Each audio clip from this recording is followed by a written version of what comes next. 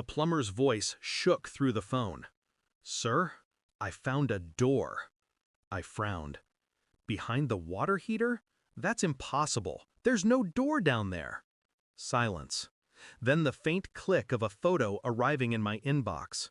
My hands went numb before I even opened it. Rust, hinges, a lock fused into the wall like it had been waiting to be discovered.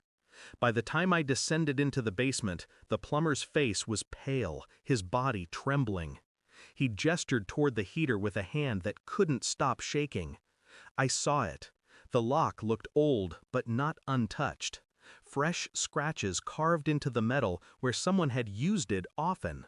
Someone who lived here. My house. My wife's house. We broke it open together. The hinges groaned like something breathing for the first time in years. The air that escaped was sour, damp, rotting. He gagged first, then vomited into the drain. I didn't move, because what lay beyond that door wasn't just horrifying, it was familiar. The room was small, a hidden chamber carved into the foundation itself.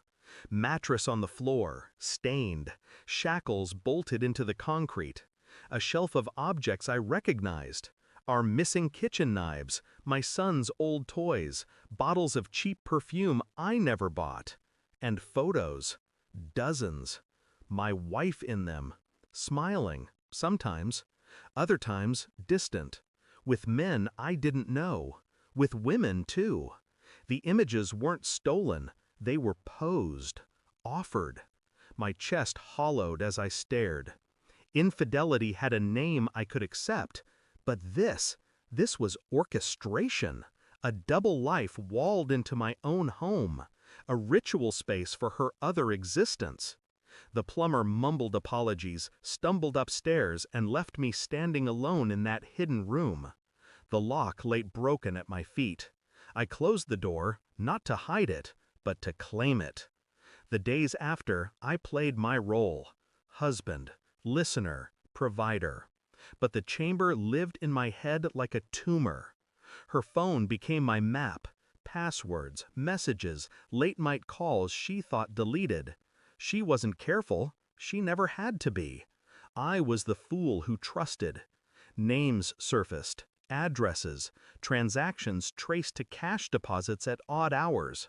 A pattern forming with surgical precision. I began collecting evidence quietly. A hair from the pillow, a toothbrush sealed in plastic, the mattress fibers scraped into an envelope. DNA doesn't lie. Every night she slept soundly. Every morning she kissed me as if nothing had fractured. And me? I smiled back, kept my voice steady, my hands calm. But inside, something cold sharpened itself against bone. I wasn't chasing anger. I was chasing clarity. The results came in a thin white envelope. The child upstairs, the one who carried my last name, was not mine. The ink blurred in my vision, but my hands didn't shake. My pulse didn't rise. I simply folded the report and slid it into my jacket. That night, I set it on the kitchen table while she cooked. The aroma of garlic filled the air, mundane, domestic, false. "Read it," I said. She turned, curious, then opened it. The blood drained from her face before she reached the second line. The pan slipped from her hand and clattered against the stove. I can explain." I said nothing, only stared, and silence carved her open far deeper than rage ever could. Her breath fractured, her eyes wet, mine dry. She realized then that I had always known. I leaned forward. "There's a door," I whispered. Her body froze. "In the basement, behind the heater. I've seen it. I've seen everything." The words sliced through her like glass. Her lips trembled. Whatever excuse she had prepared withered on her tongue. She sank into the chair, crumbling. I stood, collected the papers, walked toward the door without haste, without sound. Her sobs followed, raw and desperate, clawing for mercy. But I didn't turn back.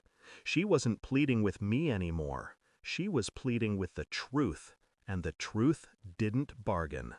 I stepped outside. The night air was cold, clean.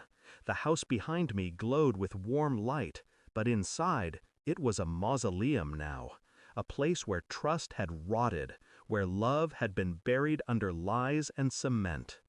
She would be left to choke on her own secrets, to explain to others what I already knew, to live with the knowledge that her carefully hidden world had collapsed under its own weight.